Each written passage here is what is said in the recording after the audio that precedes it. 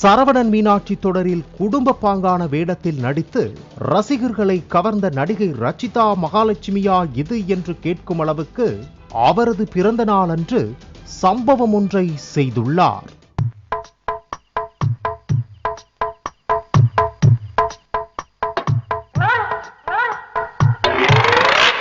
நட்சத்திர கலை நிகழ்ச்சியில் நடனம், பிக் பாஸ் என உற்சாகமாக வலம் வந்த ரச்சிதாவை நாயகியாக வைத்து தயாரிப்பாளரான JSK சதீஷ்குமார் ஃபயர் என்ற பெயரில் படம் ஒன்றை இயக்கி வருகின்றார். ரச்சிதாவின் பிறந்த நாளையொட்டி அவர் வெளியிட்ட டீசர் தான் இணைய ரசிகர்களின் வியப்புக்கு காரணம்.